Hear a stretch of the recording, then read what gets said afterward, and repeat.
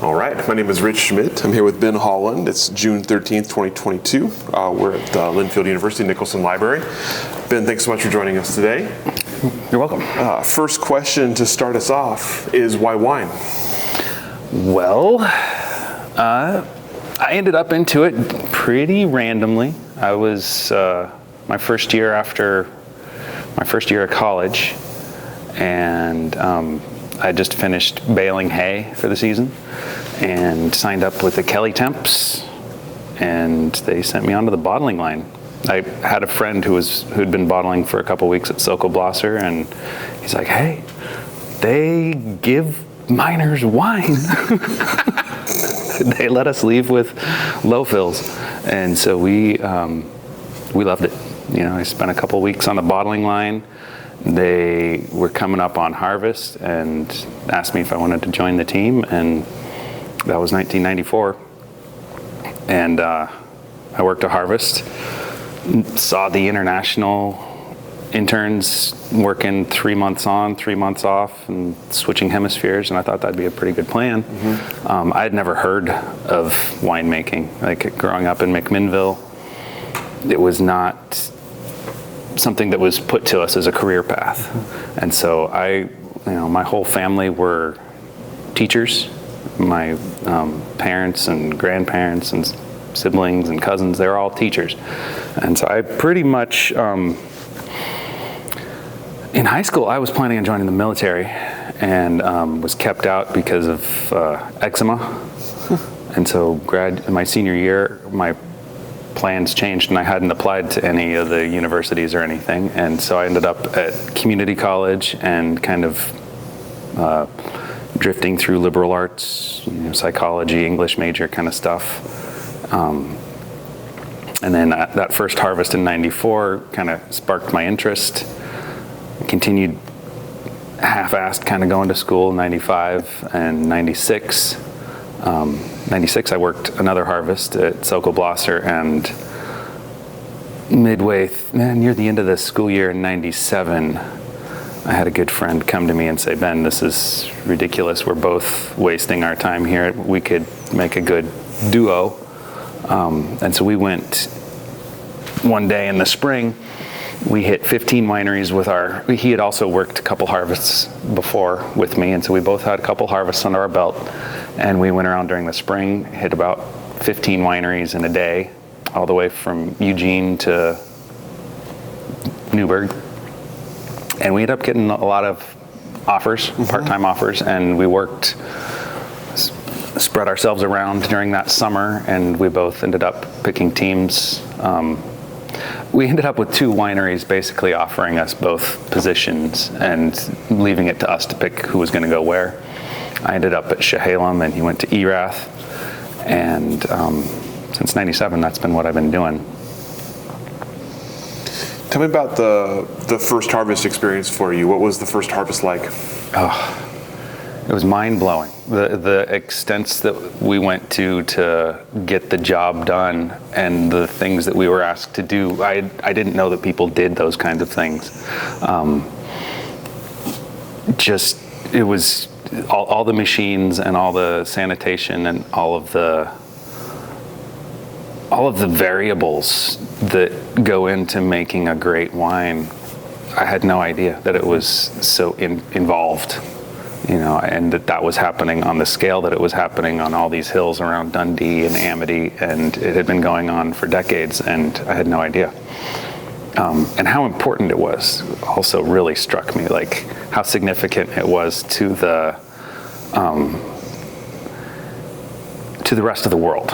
When I went to France in '96 to visit a girl, I brought a couple of bottles of Oregon Pinot with me and a 6-pack of Black Peat Porter. And it blew their mind. They had no idea that wines of this quality were coming from Oregon, and the beer of that quality was being made in the United States. And I was struck by how impressed they were. I didn't think that being a winemaker was anything significant. I thought it's like being a grass farmer or something. But it struck me that these were people who respected me as an artist and as a craftsman, and I enjoyed that. I liked taking pride in my work and doing something that was significant. Winemaking feels like a little bit of a historical project in as much as you're bottling up a season and a winemaker's vision and all the team that has gone into it, and you're preserving it for posterity. And that was a neat idea for me. I had never thought of that, or it had never occurred to me. That and the pairing of wine and food. They fed us really well that first harvest, and which was, I had never eaten like that before in my life. My parents and my family were very, they're very health conscious, and we had lots of fresh vegetables and home canned stuff, but we were far, far, far from gourmet. My dad would be out working in the garage while dinner is cooking and getting overcooked, and we didn't know that food could be like what I was experiencing at these really amazingly well-prepared dishes that were put in front of us. And they're preparing, and they're pairing them with wines and spirits. I had never drank wine before, like anything other than out of a box. My parents would maybe let me try a little bit, and I hated it. I had never experienced enjoying wine and food together. So that was revolutionary to me, to begin to develop a palate. So I'm curious about sort of the idea of sort of wine education for you. Obviously, you went into it and you started working in it. How long did it take you to start to understand both wine as a product, but also like wine as a process? How long did it take you to sort of get how wine was made and start to understand like the intricacies of like the taste, the nuances of the taste? By the end of that first harvest, I was able to discern different varietals reliably. They were constantly tasting. Every day we were tasting juices and wines. It was baffling to me, the transformation from juice to wine. And that took a decade or so before I could reliably evaluate juice quality and predict final wine quality. That's probably the hardest part of the job, is to tell anything about what the final wine is going to taste like by tasting the juice. As the years have gone by, I can do it now by looking at the grapes. I can tell these grapes are going to make good wine and those won't. In a lot of cases, you can't always tell. Sometimes grapes that look horrible, you'll be like, wow, this made an amazing wine out of. And we have a lot of tricks. It wasn't until 97, though, when I worked at Schmidt with Harry Peterson Nedry, who was he's a real science nerd, and that was the moment when I realized I needed to learn about viticulture in order to be a good winemaker. And in 2000, I actually started in at the Schmidt wine studies program, and when I was in the first class that they had, because in 97 a course didn't exist. There was no training any outside of UC Davis or France or New Zealand. I think there's an institute in Australia at that time too. So there's like 4 wine schools in the world that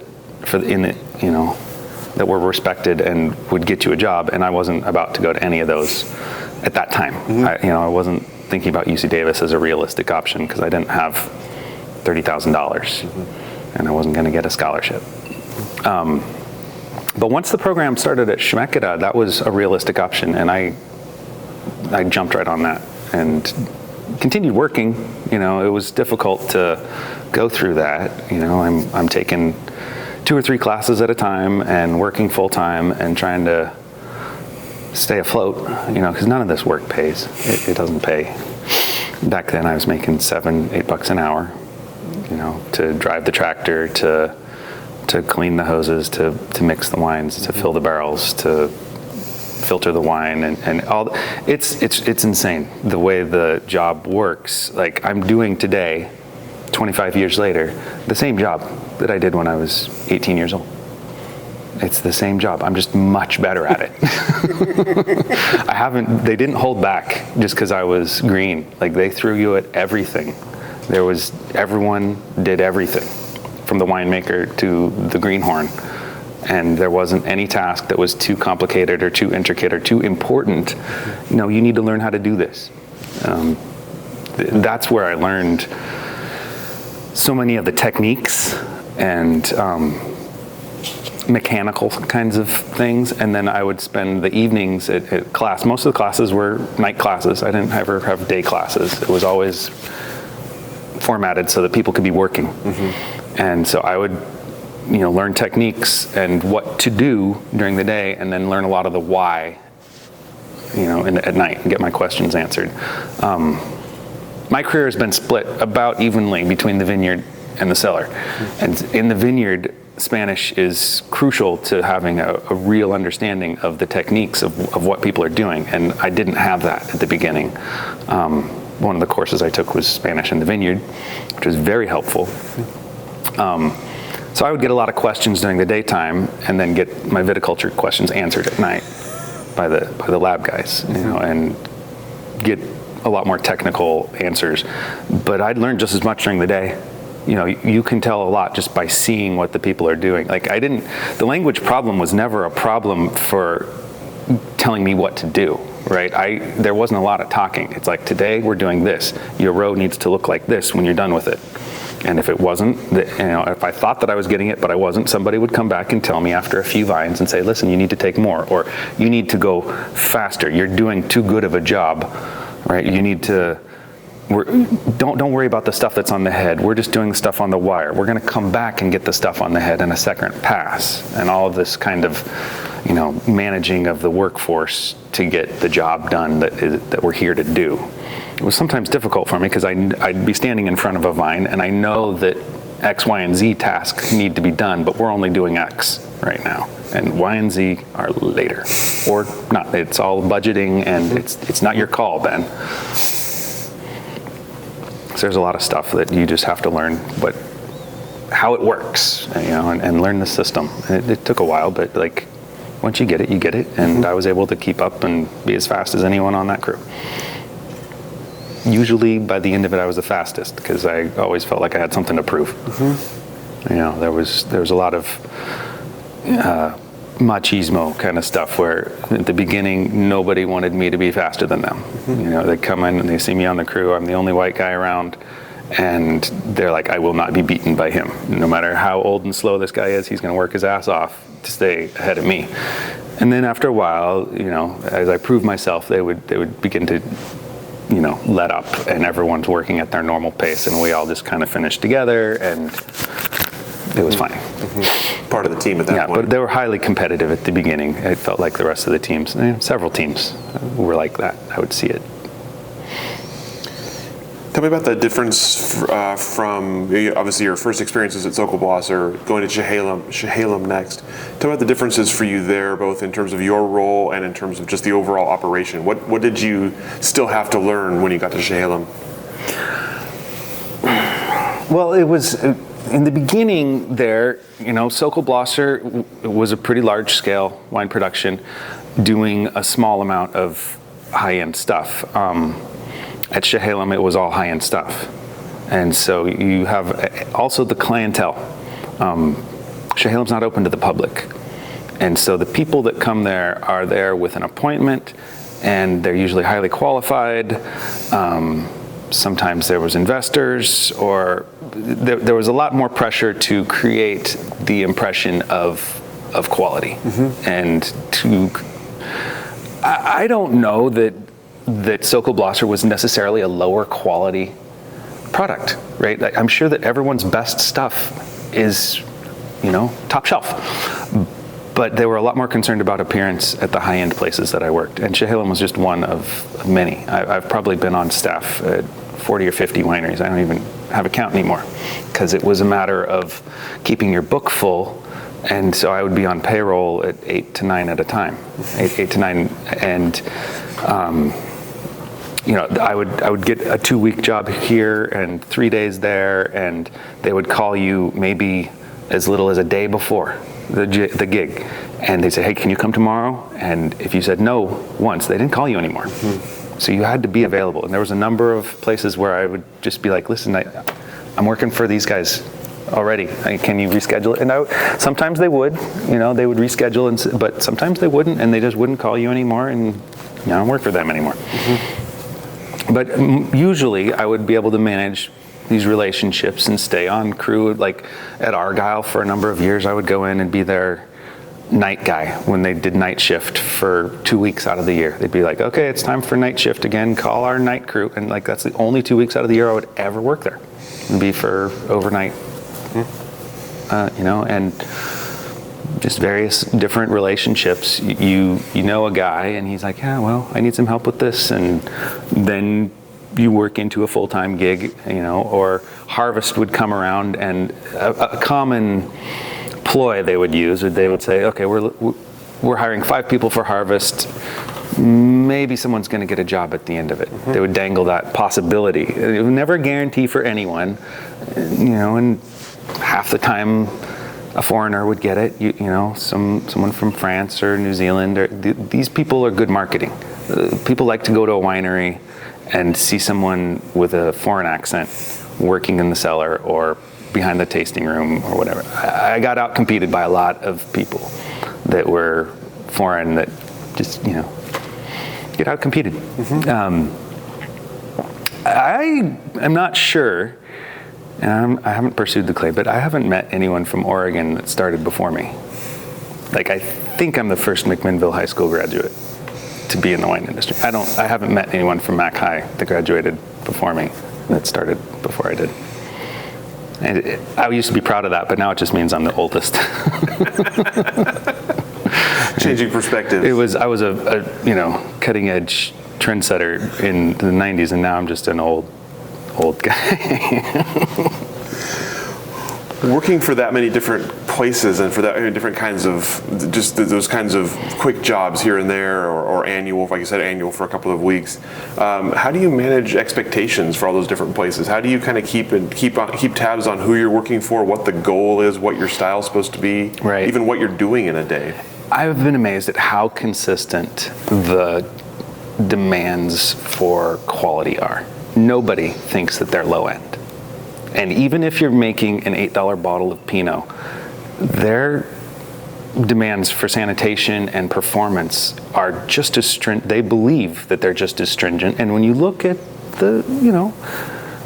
yes, everyone is striving for quality, even the low-priced bulk producers. I was expected to have standard sanitation protocols that have been across the board. Every winery is the same as far as they want their hoses clean before it touches any wine. They want the tanks clean. They want everything clean before it touches any wine. And so that served me really well to have a basic set of standards that are the same across the board. I work one way, whether I'm working for Domaine Serene or whether I'm working for Stonewolf. I go in and I do high-end work. We only make high-end wine in Oregon, as far as I'm concerned, because I haven't met people that... There are people that pop up in the wine industry that are not quality producers. They don't last. They get fired quickly, and they don't get rehired, or they get killed.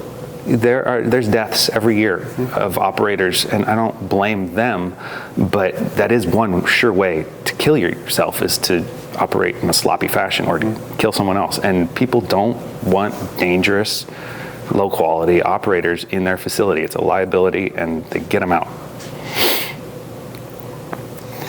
With all the different kinds of work you were doing, did you have a preference? If you were given your choice, what kind of work would you like to do? Yeah, it's been interesting too, because I spent the last 3 years solely in the vineyard, and I loved the work, but it is definitely hard to do the same thing every day for weeks at a time, like on the body. I don't care if you're just doing this. You do it 20,000 times and you're hurt. So it's not so much any one particular job, it's being able to move between jobs that I prefer. Do this for a few days, do this for a few days, or in a day you might spend a couple hours on this task and then a couple hours on this task. And that's one of the neat things about working in a cellar, is that there's frequently a huge variety of different tasks to do. And in my current environment, I get kind of take my pick. There's 3 of us, and we kind of divvy up the day's work based on our strengths and weaknesses, and I have a pretty sweet day these days. Bottling is tedious, and I really didn't like it in my youth, but as I've gotten more contemplative and philosophical, I kind of enjoy just standing there for a couple days. I don't think I'd like to do it for a couple of weeks, but sometimes it's nice to just stand there and shut your brain off. And you're not really shutting your brain off because you're always hyper vigilant about the machine. Is the capsule straight? Is the label straight? Are we out of that? But we split those responsibilities amongst the management of the bottling line, and you watch that end of the line, I'll watch this end of the line, and we'll keep our workers safe in between us. Bottling's probably my least favorite task, but it's short-lived, and nowadays I have my earbud, and I keep one ear for the machine and one ear for me, and keep the volumes managed. Because you always have to listen to the machine. Nobody can put 2 earbuds in. If you're going to have hearing protection, then you're going to put an ear plug in one ear and maybe your earbud in the other ear, but you're not going to have 2 earbuds because you need to be able to hear when the machine fails. And it's bottling, so the machine is probably going to fail at some point. It's going to fail eventually. If the machine doesn't fail, then the operator will. Somebody will put the glass on in the wrong place or do something silly. So in your time in the industry, tell me about some of the places you've worked at, either for length of time or consistently, and some of the roles, kind of the roles you've held there. All right, so I was just a cellar hand for Sokol Blosser, 94 and 96. 97 at Chehalem, they hired me for a cellar master position, and that was pretty basic stuff, just emptying, filling barrels, getting things ready for bottling. And then it was kind of bounce around for, I did 97 Chehalem, 98 Chehalem, 99 at Domaine Serene, just for harvest, 2000 at Tory Moore, and that was when I was, doing a lot of other things, so it was pretty seasonal. 01, I worked for Patty Green for harvest and prep, and then 02, I went back to Tory Moore. And with 3, I went out in the vineyard for Rex Hill's management company. I was mainly driving tractor. When it was too wet, I'd be on the line crew. And 04 was Adelsheim. And 05, I wound up at Coleman Vineyards. And he had me driving tractor in the vineyard and working about 50-50 in the cellar. And that was, I did all the pruning for Coleman's, those, 05 through 09, so I was like 5 years with that operation. It was a small operation though, and they had a hard time keeping me busy enough. In the cellar, during the off season, there was a lot of downtime, and it would be, some labeling as orders would come in, but it wasn't steady enough. And I got married and had some kids, and I needed more work. And during that time, I had lost a lot of my part-time relationships. They ended up a lot of those places that I've been working for part-time grew and filled that position that I had been kind of angling for years, and somebody else would come in and get it. I just took years. So let's see, 2010, I ended up at Northwest Wine Company. 11 at Remy's for Remy Wines, 11 and 12.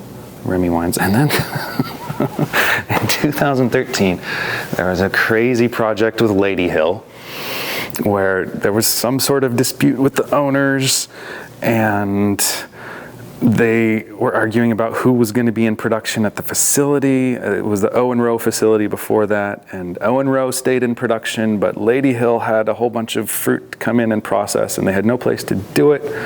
And so we poured a slab outside, a 60 by 40 foot slab surrounded by a construction site where they were in the process of building a new winery right next to the old winery. So while I've got cranes and electricians and all sorts of construction going on like right there, I'm trying to drive a forklift right here with a 60-mile-an-hour gale and rain blowing in my face. Outside the whole time, I had a press on this slab, and I had a generator on the slab, and I had a pressure washer on the slab, and I had a sorting line on the slab, and I couldn't drive off the slab with my forklift because I would sink in the gravel. And so everything had to be set on the slab by a tractor. So I had a tractor over here, and then over there's a couple shipping containers that the fruit would get deposited in overnight by my dad, because there wasn't anyone. There was just me and the winemaker. And we had this meeting, like, how are we gonna get the grapes? The grapes are in Washington. And at this point, the winemaker had been driving back and forth, but we were in production, not just at this one slab, that's just where we were processing the reds. After the reds got processed, then they got shipped to Adia and Medici, and the whites were being processed at the Carlton Winemaker's studio, and the barrels were being stored at Amity and Coelho. So I would process the grapes and send them to Adia for fermentation, and then I'd go back to Adia and pick them up and bring them back for pressing, and then I'd go to Amity and pick up some barrels and barrel them down, and then take the barrels and take them back to Amity to store, and all this big and it was happening at all of these locations all around the valley, and it was amazing. It was amazing. It was chaos, and it was but it happened. Like, we got 400 tons done and processed and into barrels, and everything was cool. It was a nightmare, but like at the end of it, nobody got hurt. And I mean, we had a couple attempts that were trying to help us, but it was just so chaotic, and I was just not capable of managing them at that skill level, at my skill level. Like, 2013, I had 9 years in, or no, I had more than that. I was a veteran, but like, nothing could prepare you for that. Nothing could prepare you for that. So 13 came and went. 14, I ended up button heads with the winemaker and went my way. I ended up going to work for my friend at Crossflow, doing filtration for about 5 years. And that was pretty sweet. I would work harvest for Lang during that period. But Crossflow filtration was a whole other aspect of the winemaking process that I was really interested to learn about. The effects of filtration on wine and on the machine. With a Crossflow filter, it's a permanent media, so you don't get rid of any pads or anything. You just have to remove the proteins and solids from the media and go on to the next place. So it was pretty interesting learning the chemistries involved with releasing proteins from plastic filter media membranes, and it was cool stuff to learn. I'm curious about that. That's obviously it's a big change. All these years of production and viticulture, and suddenly you're in that aspect of it. So I'm curious what your experience had you prepared for working with Crossflow, and what you saw as kind of your role working there, working with the industry. Yeah, I think it was really helpful having a big background in wine production, because it helps you to recognize the importance and how much work has gone into getting the wine to the place where it's at when it's ready for filtration. You aren't just presented with it's not a final product yet, but it's had so much work put into it and you could really mess it up if you don't do the filtration right. And so to understand just how much pressure there is to get it right, I think helped. And just how valuable the stuff is to these people. There's really small production wineries out there that if the machine holds 15 gallons and you lose what's in the machine, that's a big chunk of the whole production. And so you have to be very careful to get every drop.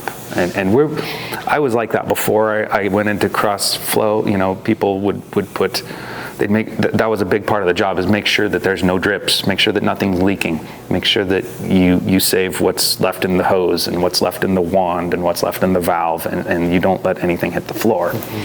Put a glass there if nothing else, save it.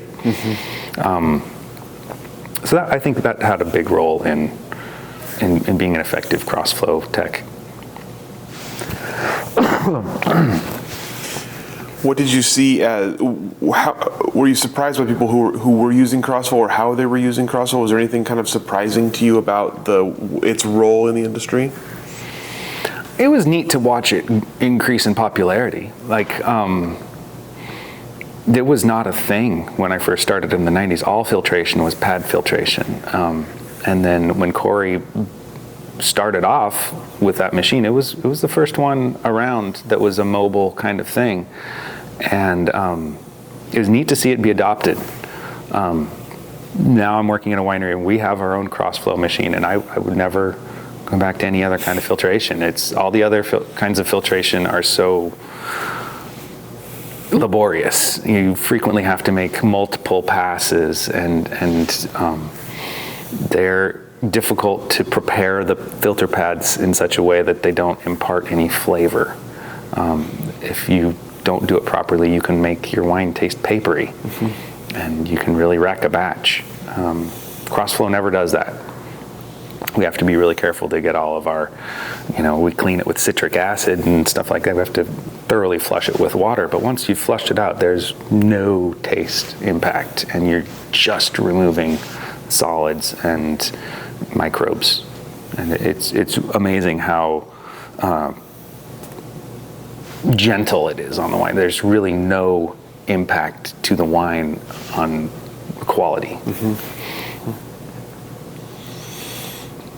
In fact, you could even say it improves the quality because it removes some of the negatives, or it can.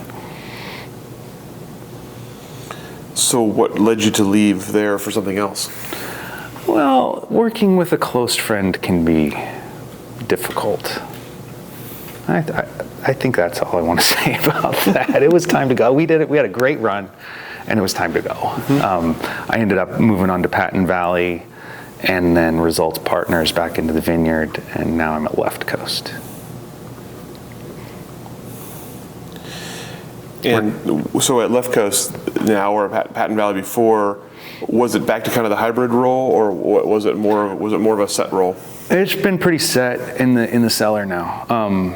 I did 3 years for Results Partners in the vineyard, and I was having a problem with my eyes. It turns out, I thought it was from all the dust and stuff, but it turns out I was allergic to my contacts the whole time. Like, I got contacts in 2015. It took years and years, and I would go around, by the end of the day, I was like squinting, and I couldn't tolerate light, and it's getting dangerous for me to drive the tractor in the field. And it's very dusty, and you really need to, there's only a couple inches off of the vine row. And it's dangerous enough as it is. I had a tractor brakes fail on me while I was in front of it, and I almost got run over and broke my ankle when the mower went over my ankle. And that freaked me out a lot, being like, oh, wow, at any moment these things could fail. If you think like that, though, you can save yourself, right? If you just assume that your brakes don't work, you're just like, okay, so I don't park on a hill, or if I do park on a hill, put it in reverse and turn off the engine. It's not going for it. It's in reverse. Just little things like that where you learn, like, not to trust anything.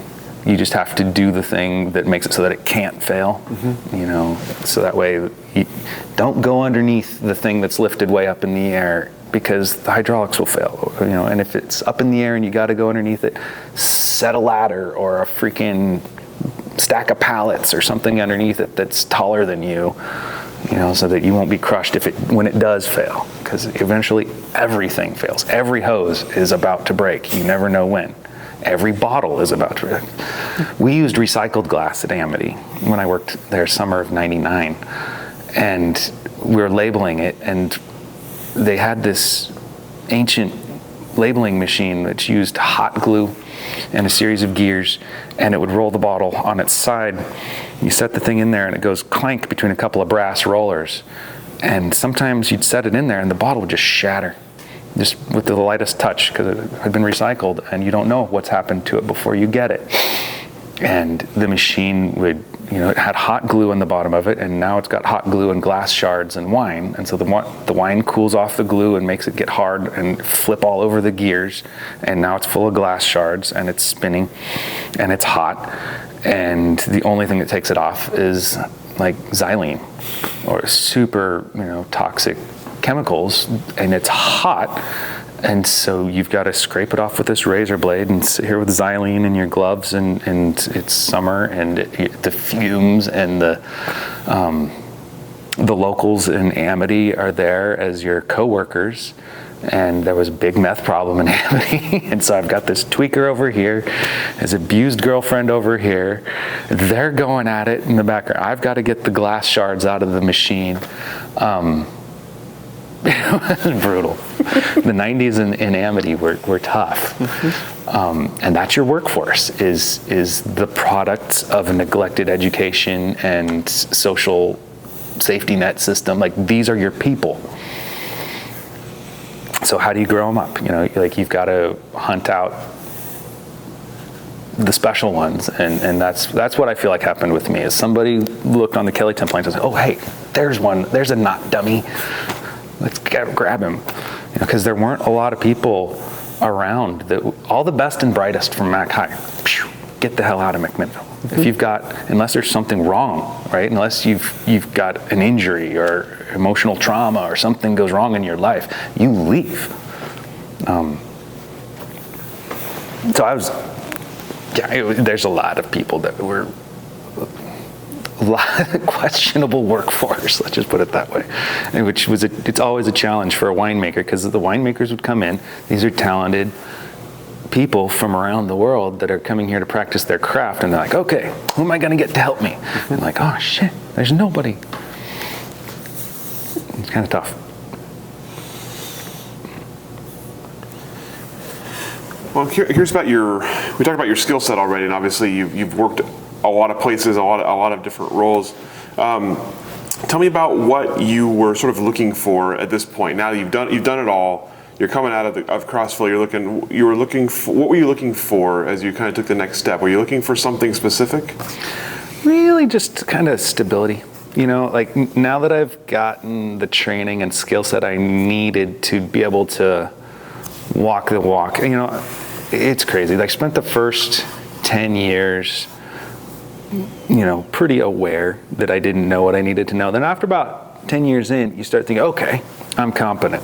And then once I got to Crossflow, 20 years into the thing, I'm like, wow, I really don't know. And now I think I have a handle on all the things that I don't know. And what I do know, I think I know what I know, right? I've got a really good handle on pressing, and I've a really good handle on cooperage and barrel aging, and a pretty good handle on bottling and various closures and stuff. But what I'm looking for now is really just stability in a business model. I want to be a part of a business model that has it in their business model to create living wage jobs. There's a lot of places where I've worked for where their business model didn't include any living wage jobs other than an owner. And even that owner was a little iffy on his credit, and maybe this business isn't going to be a living wage job for 20 years. Maybe he's going to just go into debt and refi for 20 years, and that's his plan. And if he's paying me more than the poverty wage that I'm getting, then it just moves him back, and that's not his plan. So like, I'd work for years and years and years, putting myself in further and further and further and further in debt. Because every day you go to work for a non-living wage, you're not living. You're either going into debt, or your family is not getting fed or clothed, or some need is not getting met. Which means I'm subsidizing these businesses, right? If I'm going into debt and you're making a profit, then that is me giving you money. And thinking about that for a lot of years made me really not feel very good about it. And I want to make sure that, if I'm not being started at a living wage, because who does that? Who starts anyone at a living wage? Nobody starts anyone. At least have a conversation with people like, so what's the plan on moving me? What do I need to do to get there? Is there a there? Like, do you ever plan on paying me a living wage? Or is your plan to move me from 15 to 18? Living wage is 25 around here.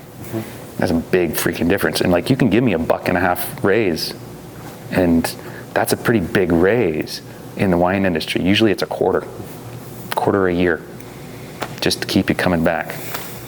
A lot of years it's nothing. They're like, yeah, we lost half the crop this year. We're not giving anyone any raises. I've heard that.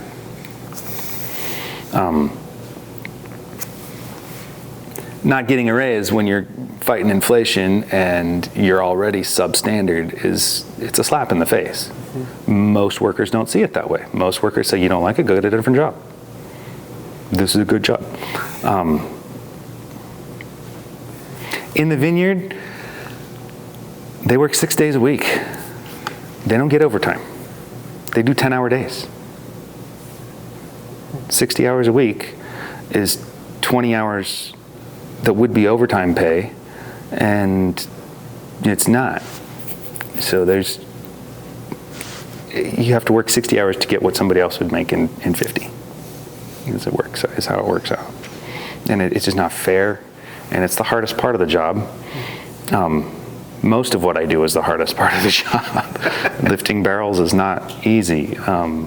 Hanging off of a catwalk and dropping down onto the top of a stainless steel tank in your rubber boots is not easy or safe or reasonable, but that's the way they do it. The tank doesn't reach all the way to the top of the catwalk. You got to get on the top of the tank to open the lid. You can get off by doing a little jump and pulling yourself up onto the catwalk, swing your legs. If you can't do a pull-up, you can't work in the wine industry. Or you can't do that job in the wine industry. You know, you might be in the tasting room, or you might be doing sales or something like that. But if somebody's got to clean that tank, and somebody's got to get on top of it, and you have to do it every night during harvest. And you know, I was 94 and I was 18, and that was the same day they were teaching me how to drink whiskey. You know, they're like, okay, take your shot. You good? You steady? Okay, go up on that tank. And I'm still here, you know, but there's a couple other guys that aren't, you know, and we used to do a lot of cowboy shit that I won't do in my cellar anymore. You know, I have kids of my own now, and I don't want to have to tell someone's parent, you know, or be like, yeah, something happened. You know, it's too much. I love my kids too much. And I know that every single one of these, you know, cellar rats has got somebody that would be really pissed if I took a reckless risk with their bodies. So for both the kind of the working conditions and for the living wage, have you seen improvements in that in your time? Absolutely. It is no longer unheard of to have a goal to create living wage jobs. At least it's a goal. Like, I had never heard of anybody who thought that it was their responsibility to create a living wage job. But now that mindset is out there, that like, if you don't have a business, if your business depends on exploiting others, if your business is dependent on paying sub-living wages, that maybe you don't have a business, you have a scam. And that mentality and that mindset is out there. You know, there's a lot of employers who won't pay exploitive wages to anyone. There's not a lot, but there are. It's out there. You know, it's growing. So yeah, things have changed.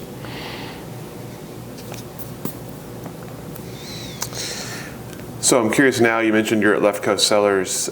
You've worked a lot of different people, a lot of different styles, a lot of different. Tell me about sort of developing relationships in the industry, both with colleagues, with supervisors, with people around the industry. What do you look for in a place where you're working? What do you look for from supervisor, and how do you sort of see your role in fitting into someone else's sort of business model? Main thing I look for is turnover. You know, there's a few places out there where they're constantly advertising help wanted, and so I don't go there. I've never gotten a job from anywhere that has advertised that they were hiring. Only jobs I've ever gotten have been by walking on the site, go around the back to the tank farm, find someone who's running a pump, shake their hand and say, hey, what's going on? Do you need any help? And that is how I've led to getting jobs. The jobs that I have cultivated, and one, it's usually someone that I knew socially, you know, or professionally, or at Left Coast, I'm working for Joe Wright, who I met at the first class at Schmidt. We took those classes together, and we were both students, and we were actually both working at Willamette at the time. I did my period at Willamette back in 2000, like 8 months or so. And that's where I met Joe Dobbs. That's a funny story too, my deal with Joe Dobbs. He hired me in 2000 as a probationary position. He created a barrel room manager. And he was like, yeah, we'll evaluate after 6 months.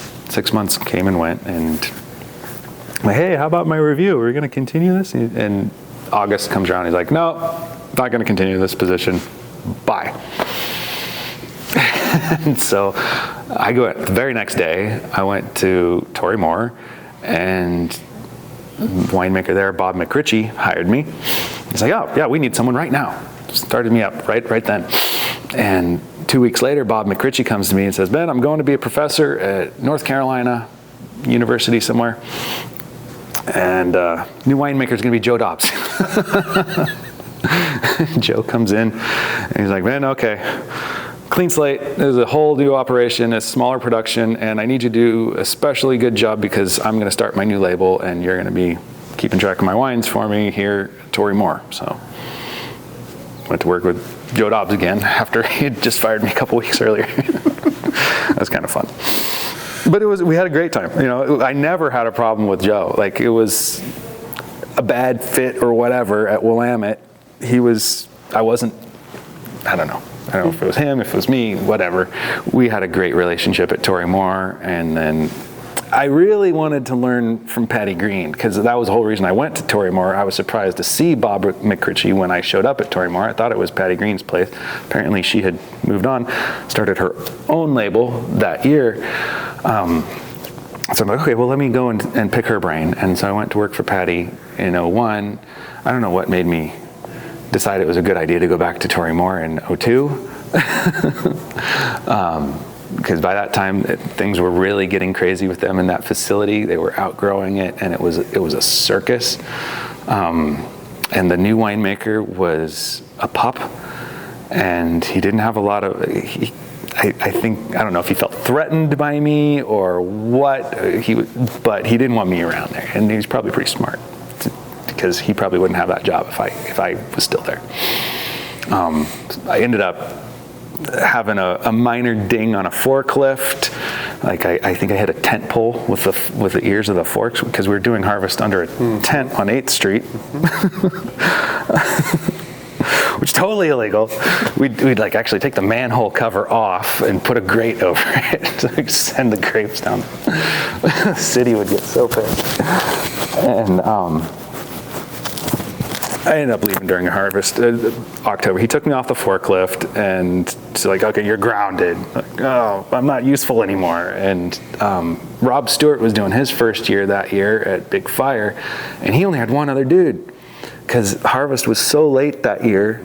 It was 02, and we had fruit coming in the end of October, and this massive freeze happened, and all of his people had signed up to work September and the beginning of October, and so his people had left, and it was just Rob and Ben. Ben Fromm was the guy helping him, and Rob was doing all he could do to manage the ferments, and Ben Fromm was emptying tanks, and then they had me pressing whites, and as soon as I get the whites pressed full, then I'd go back to running reds, and I'd fill up fermenters, and then press whites, and then press whites and fill fermenters, and that's all I was doing until 4 in the morning. Rob would come in and he'd just shut off the machine. He'd say, go home, come back after you've slept a little.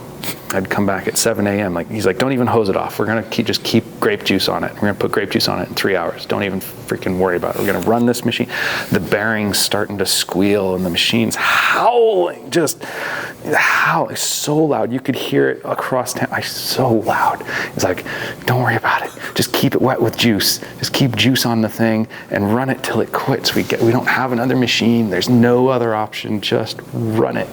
And we ended up, we had 140 tons delivered in 2 days, and I could do like a ton and a half an hour or so, because I'm trying to run the whites press while processing reds, and the auger doesn't really feed the fruit through without creating a jam, so I have to get off the forklift and get in there with a PVC pipe to shove the shit through the hopper by hand, all of it.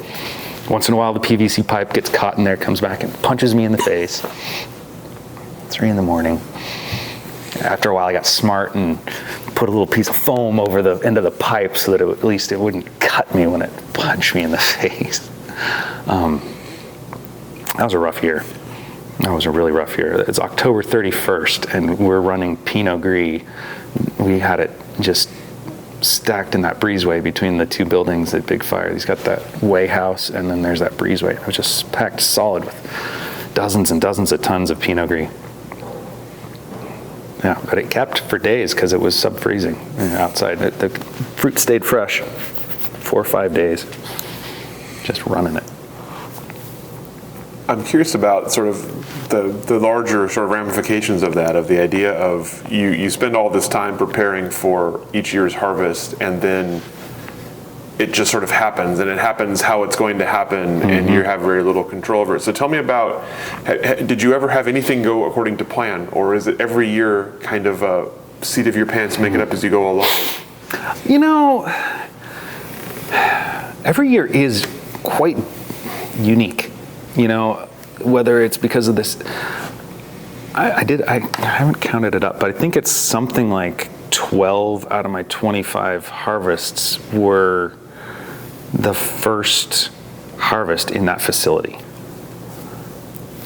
So I became something of a startup specialist. A canary in a coal mine? Yeah, where people would be like, oh, wow, this problem needs to be ironed out, or, you know. It's been really nice at Left Coast where they have worked out a lot of those kinks over the last 15 years and or whatever. They've gotten their system dialed in. But yeah, it seems like every year is a different set of challenges, whether it's, oh, there's no citric acid this year, or, oh, you can't get any sugar this year, or this year it's all teeny berries, or this year we have so many grapes that we don't know what to do with. Like we ended up at Youngberg Hill. While I was working for Coleman, I was also working for Youngberg Hill, and we ended up picking into kiddie pools and garbage bags and the back of a pickup. Like, we're just like, we need something to put all these grapes in because you couldn't get boxes, you couldn't get any picking bins. You never know what it's going to be, whether you need extra fermenters. That's one of the reasons why we're so collegial, is that we help each other out. If you are out of filter pads, I don't care if you're the competing wine. There's no competing wineries. When somebody is in need, we help each other. In 2004, Chehallem's press doors got stolen by, scrap metal people, and so everybody just took it upon themselves to press Chehallem's grapes for them. I was at Adelsheim that year, and Chehallem's fruit came in one morning, and I'm like, why is Chehallem's fruit doing here? Oh, well, Schehallem can't press, so we're all pressing Chehallem's fruit, which is what we do. It doesn't matter whether you need people or whether you need supplies or equipment or whatever, we'll help you get it done. But, being prepared is really all you can do. You're prepared for chaos, is what you're prepared for. And so you're going to prepare with all this stuff, and some years the chillers don't even get used. Some years this doesn't get used or that doesn't get used, but you have it all, and it's all clean and it's all ready, and that's what is by the book or routine, or like what you expect is you expect it to be different. You can look for similarities and be like, yeah, this is, and we do certain things the same. Every year we pick the grapes, although guess not every year we do. Some years you let it hang and you're just like, no, we're not going to waste any time on it because it's just going to cost us money. Seems like we always put them in fermenters, but like, I don't know. I've seen guys, they took the barrels apart and they put them in the barrels. There's so many different techniques for different situations that it's hardly ever the case that we do it the same every year, or that we do anything that we can guarantee anything is going to be like last year. It's possible that we could change everything. It seems like, you just have to be resilient and responsive.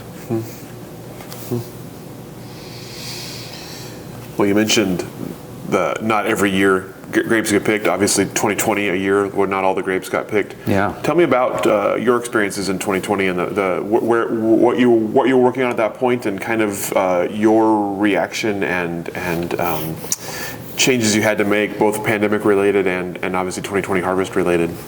Yeah, it was really interesting because being in the vineyard, the way it just marched on, like there was no stopping it for anything.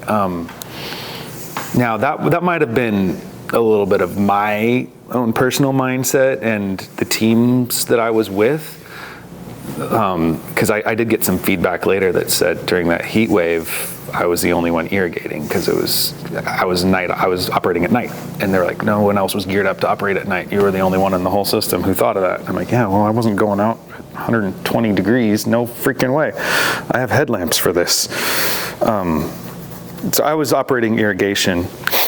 As far as the pandemic goes, it was so cool. I heard that there was going to be a mask giveaway at the fairgrounds that the National Guard and OSU had coordinated with some of the distillers to get sanitizer and masks out there.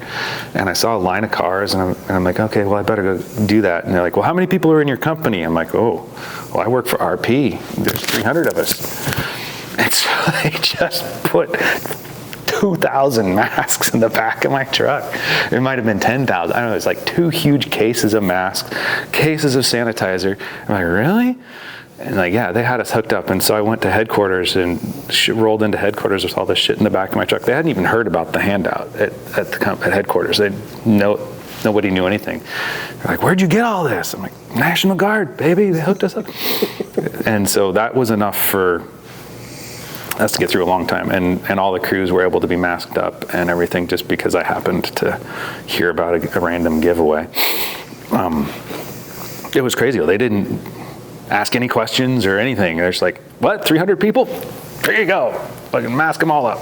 It was great. So we had masks and sanitizer and ways to keep the bathrooms clean, and we always have hand washing station. We always had sanitized stuff because people want to be able to eat lunch, and you're out in the field and there's all sorts of chemical on your hand and everything. So we were always pretty good about getting people's hands clean. Masking, I stayed behind we would keep a box of fruit between us when we had picking crews, and we'd be masked up. And the biggest change is we weren't allowed to go help them carry the buckets, which, at the beginning, people would be respectful of that rule. But at the end of the day, man, and the last couple of, usually the young kids would leave at the end of the day, and there'd be like 4 old folks out there picking grapes. You're like, I'm not going to leave them out in the sun to carry their buckets up and down the rows. I don't freaking care. I'll bring out clean buckets and leave them with them, and I'll take their buckets and I'll freaking off at a run. And you're running through an empty vineyard row. You're not going to be masked. You're not going to wear a mask by yourself in a vine row. And if it's 2 old people over there, I'll leave your buckets here for you, and you come get them. Mm-hmm. Or you chuck them up to them or something. But we managed to stay safe, and the smoke was intense. It didn't stop us. I don't think it didn't stop us at all. We left some fruit on the vine. There were some people that couldn't get their fruit ripe before the smoke got it, and they couldn't harvest anything usable. It was so hit and miss, though. Some sites, the smoke just came and hung over the top, and then just over there, it would clear off every day, and it barely left an impact. So it was really sporadic, which has got to be super frustrating for those people who escaped any smoke taint to have to overcome that marketing hurdle. Be like, oh, but 20 was a shit vintage for Oregon. Well, but our wine is great. Mm-hmm. That was really the case at Left Coast. They're far enough to the west away from any smoke damage, that the stuff they brought in before it got smoked, it was perfectly ripe, and there's no smoke taint in any of their wines. But I saw a lot of stuff from the northern parts of the Eolas and others that just were destroyed. And so seeing that, I mean, in the back of, one of the things they taught us early on, or what they taught me early on in my career, was that farming in Oregon is a marginal proposition, that you have to be financially prepared for a zero 1 out of every 10 years. And that's what 2020 really drove home. And there's a lot of folks that between, starting in 2000 or so, with the rise of so many small labels and ultra boutique kinds of folks, a lot of those people had no margin for error. And so I feel like 2020 is a big separate, a boundary layer that separates folks that had the financial wherewithal to continue despite, all of these setbacks, and those who didn't have that.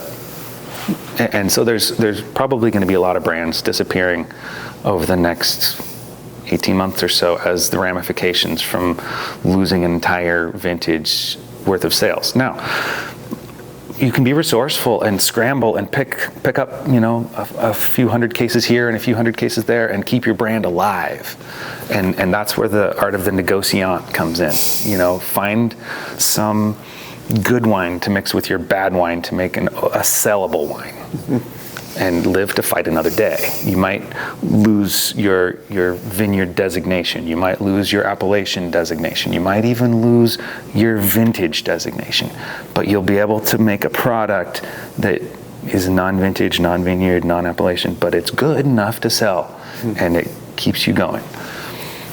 It all just depends on your business model and how you plan on staying alive.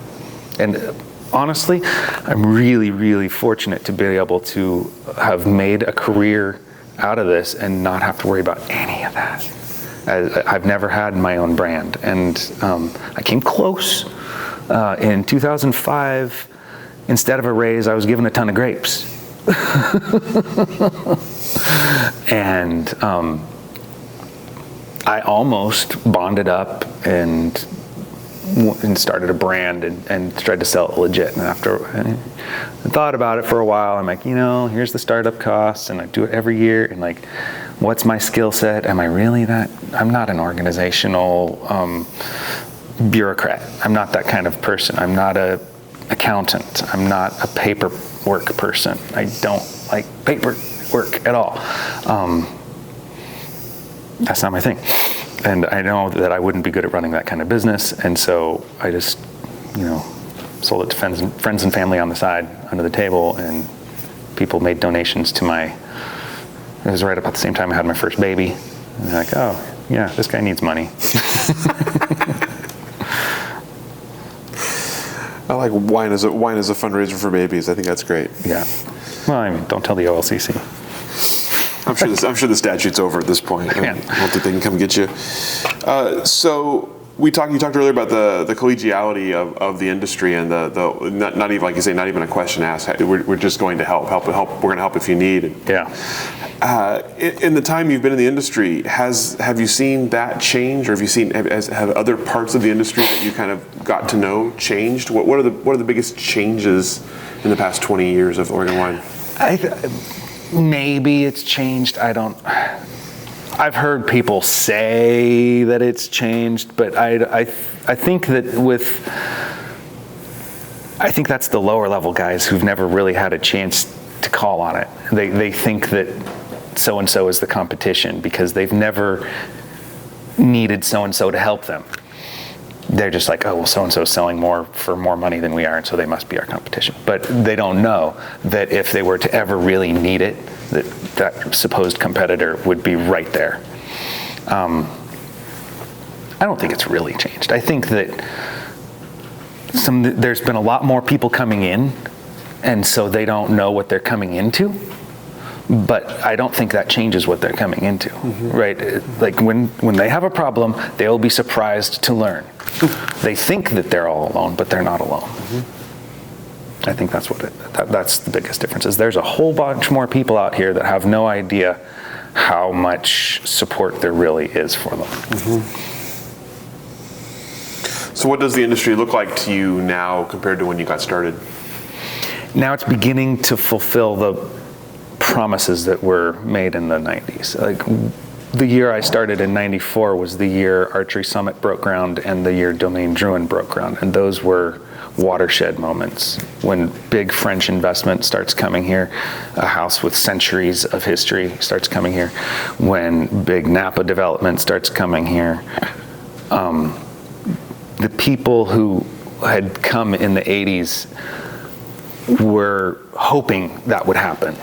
And when it happened in the 90s, I said, see, look, that's what the future of Oregon is big investment and jobs.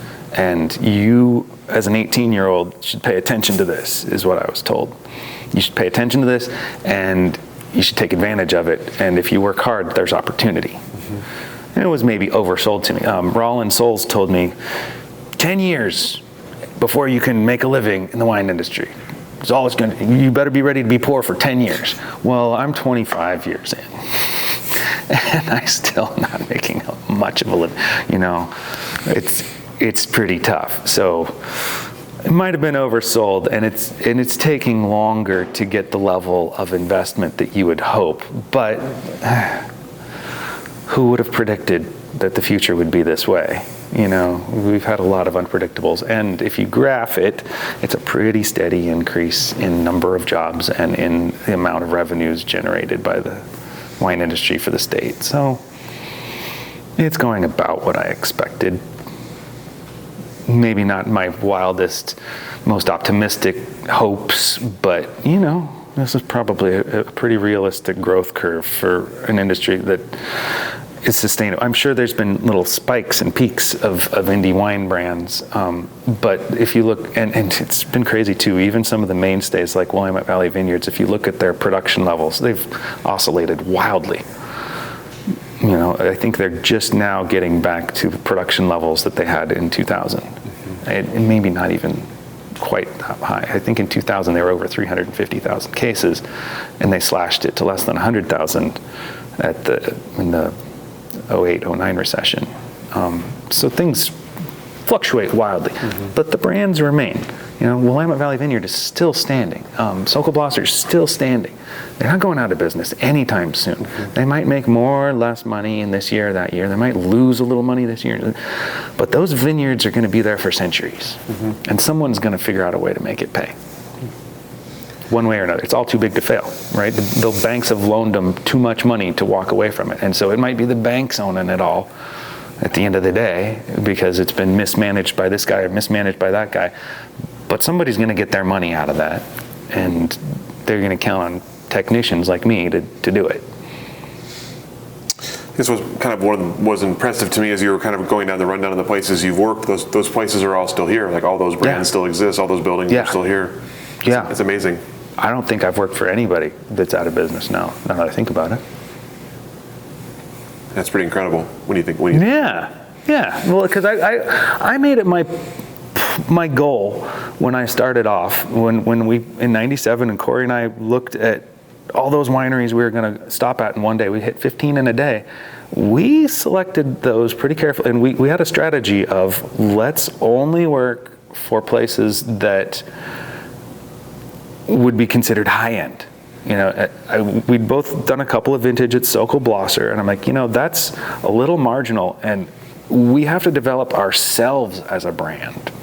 And brand Ben needs to be associated with these other brands that elevate my status. And so, yes, I know you're making quality wine, Sokol Blosser, but I'm not going to work for you because your market perception is not as high as these others. So I'm not going to diss your product in public. I'm not going to say to my peers that your product, but I have to listen to the consumers' opinions. Even if it's a harebrained opinion, it matters because it affects me as brand Ben. And so that's what drew me to Chehalem, is because they were a boutique winery and I wanted to be a boutique person. Not necessarily that I make small amount of wine, but that I do high-end stuff. Because I went to Chateau Ste. Michelle up in Everett, Washington, where 2.5 million cases are put out by 12 people. We had in one facility at the time I was there as much wine as the entire state of Oregon.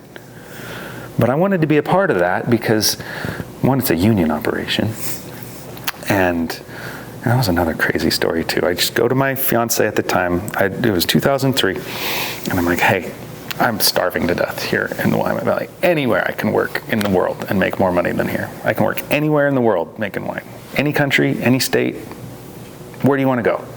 Anywhere's better than here. And she had family up in Everett, Washington. She's like, let's go to Washington. I made one phone call, get hired at St. Michelle. One phone call, get an interview, go up there, one interview, and they hired me. Yeah. They're like, okay, it's a tough job though. It starts off paying triple what we pay here in Oregon. Good money, but you cannot be late. Not 1 minute late. I called them I worked there a couple months, called them 20 minutes before my shift, solid, stuck in traffic. Hey, I might be a little late. I clocked in at 7:01 and alarm bells go off and security shows up. They say, get your shit. I'm like, you kidding? Like, no, dude, you've already called in sick twice. Third strike, you're out. I'm like, wow. That was my last day. My fiance broke up with me the day before that. Sunday night I got broke up with. Monday morning I go in late to work. Bam, you're fired. I'm like, that's a sign. Time to go home. That seems like extreme rejection by Washington. Fuck. It was good money. I was making $8 an hour here, making $22 an hour up there for the same job. So we probably need a union down here. But, I don't want to drive more wineries out of business. Mm-hmm. Their business model is based on exploitative wages. Like, that's an ethical decision. And I can be a part of it or not be a part of it or whatever. Like, that's on his conscience. I'm not going to say it's illegal to pay exploitative wage. It's tough because it's a tough business, and it's not a fair marketplace when France can sell their bottles for $10,000 a bottle and people bellyache when we charge $100, and it's like, our wine's just as good. And that's what it takes to be able to pay a living wage, is you got to have some. It's a status symbol anyway. I know these ultra rich bajillionaires don't care. They'd be happy to buy another 3 bottles of wine to pay for my salary for the year. Fine. It's just like, you gotta make the ask. You're never gonna get $10,000 a bottle if you don't ask for it. And there's no $10,000 bottle of Oregon wine on the market because it seems absurd. But it doesn't seem absurd if it's Bordeaux. Mm-hmm. Or if it's fine art. Fine art sells for $30,000 a painting all the damn time. Why are those artists more valuable than we are? I get it. I'm not the artist. I'm not the winemaker. But I'm a craftsman, and I've got decades of perfecting my craft, and I know things about things that that are not commonly known. So what comes next then for Oregon wine, given all that we've talked about today? What is the industry going to look like coming up? Well, every year it's a record harvest in terms of planted acres. So I think that we can continue to see the curve go up. It's just going to become more and more of a mainstay for our economic base. It's not our number 1 agricultural product. It's not even our number 2 agricultural product. I think it might be number 3. But it will probably one day displace a couple of more things. We might someday make more money off of wine grapes than we do off of hazelnuts. I don't know. I'd like to see us make more money off of wine grapes than we do grass seed. I'd like to see the vineyards become the stewards of our watershed. We make a lot of ponds, and that can save a lot of water from running into the ocean and save our soils. And I'd really like to see the the viticulturists work with the grass farmers more in the future and take some of the sustainable agricultural techniques that we've developed in the vineyard and move them to other types of agriculture. I'd really like to see some sort of, if not a legislation, but a norm that every farm has a pond. I'd really like to see a pond on every farm to provide resilience for that river so that we can tear down some of the dams and so that we can still have the water get caught and be released in the summer, and so that the fish can live and the erosion can be limited in the winter. We need to spread, there's a lot of sustainable farming going on in the vineyards, and it seems like the regular flatland farmers just look at us as a bunch of hippies on the hill. And I'd like to mainstream a lot of that stuff. Some of it is just real simple as far as the ponding thing, but there's also more complicated crop rotational things, and we need to really look at the kinds of crops we're growing. My freshman geography teacher at Mac High told me that if we moved all the people and grass farms out of the Willamette Valley, we could grow enough food for the whole world in this one valley, but it's all grass seed, and grass seed doesn't feed anyone. I don't know that vineyards feed anyone. Don't get me wrong, I'm not saying that we're better because we're vineyards than grass seed. Vineyards are not really food. It's not food. It's a luxury product. You know, I don't claim to be morally superior because we're growing grapes as opposed to grass seed. They're both pretty much useless. But at least we've come up with some ways to do it sustainably. Probably come the apocalypse, we're not going to be farming wine grapes. We'll probably be growing carrots and wheat or whatever, fava beans or something productive and nutritious. But we don't need to be quite so reckless with the water and the soil. And I think that the future will hopefully have other agriculturalists looking to the wine industry for leadership. What about for your own future? What are you looking ahead to? Just trying to keep my body intact long enough to get enough money to retire. And it's not looking good. It's not looking good. I have no idea. I don't see myself starting a label. I've had a few people ask me to, but at wine school I was told never make a drop of wine for anybody until they're screaming at you to. And they're paying you in advance. You get the money up front before you make a drop. Remember that, kids. Don't go into debt to start a brand.